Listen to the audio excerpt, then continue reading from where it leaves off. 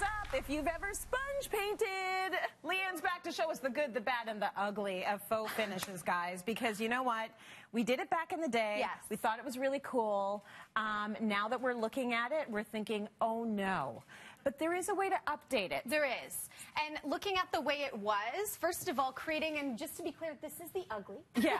We're not telling anybody to go back to the sea sponge and go and relive the 80s. Mind you, doing this wall, to give you as the example of what we used to have, I never realized how much of a Jane Fonda workout you get with the sponge. I'm like feeling ripped today. Yes. But the problem with the 80s faux finishes, in retrospect, is that we were trying to create things that were kind of not recreatable, i.e., doing a faux finish to look like you're in Tuscany doesn't take you to Tuscany. Right. So I'm not feeling very Tuscan. And we did all of these like plastery, like layered colors. Yeah. The other problem were the colors specifically. We used such high contrast. And I think what a lot of people did is they went, well, I have forest green, I've got dusty rose, oh, I've got a little bit of burgundy around the house too. If we put them all on the wall together, then it'll tie the look. So this wasn't even enough. We'd go in and add like, we'll add a little burgundy. True. And then enough was never enough. It was never enough because it was the era of overconsumption over everything. So look at the makeup, the hair, everything of that time. And then we got garbage bags, and we smooshed the garbage bags,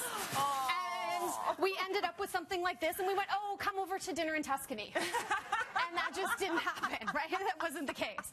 So the good news is, actually the interesting news is like somebody, a DIY professional, looking at big box stores, they're now putting back in faux finish and decorative paint sections in the stores. So you kind of go, oh, there's definitely a movement there. So speaking of movement, when we move over to this side of the wall, this is my updated version that's a little more subtle. I've actually used the dusty rose color underneath, but used a gold metallic with this little guy, so no more sea sponges. This little guy is the sponge roller, so you can control it more. But the key is the contrast is so much more limited. I gotta say, not particularly my taste, but there's definitely still people that love this aesthetic that adds texture to the wall. So it's easier to do and more controlled with the sponge roller. It's way more controlled. More natural than that. It may be a little more Tuscan, if you will, slightly, but still not in Tuscany.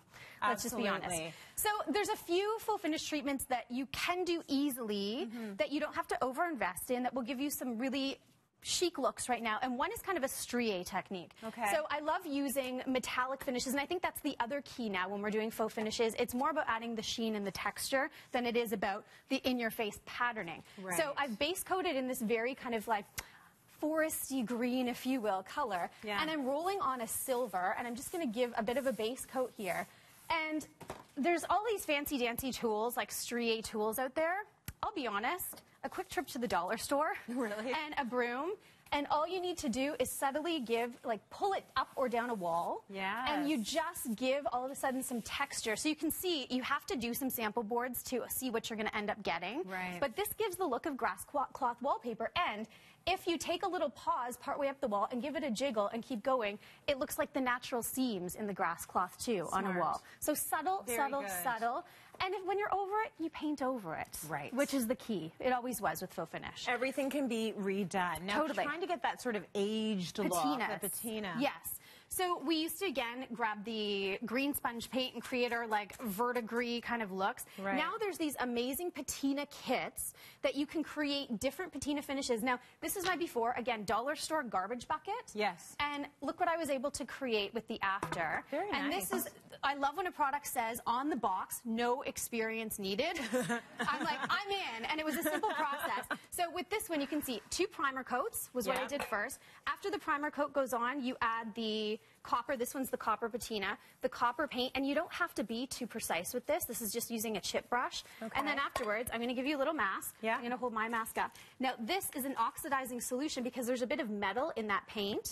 So once we spray it, and we'll come back to this. There we go. We'll come back in a couple of minutes.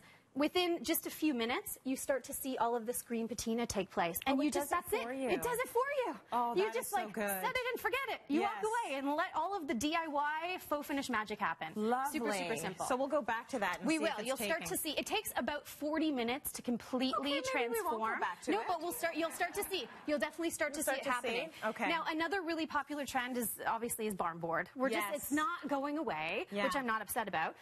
But it's also incredibly expensive to buy original, authentic barn board. It is. But now there's products where you can DIY and faux finish the look by using brand new materials such as pine. So this is actually called a weathered wood accelerator. So if you've had pine before, I remember my parents bought a pine bench years ago, and they specifically put it outside for a year to weather. They wanted it to look gray. Oh, wow. So it sat out in the elements for a year. This product actually is almost, I think of it like a tea stain. You put this on, and just within a few minutes, it starts to take the aging process that would normally take a year from the elements. Right. So it's a really subtle, beautiful way to give you that barn board look. So here's it actually finished. So you can see it goes from this and deepens to this here, which is really nice. Take a wire brush. You can get into the grain even a little bit more. And then on this side, I've used something which I think is really cool. It's called a wood grain enhancer. And it's basically a whitewash finish that falls into the grain. So it actually gives you that chalky finish and look like it's literally been outside for 100 years without the price of paying for it being outside for 100 years. It is so difficult to find barn board, and it is very expensive. So what a great way to do that. And I love this side of it. That's fabulous. Beautiful, right? Yeah. Thanks, LA. Hey, no problem.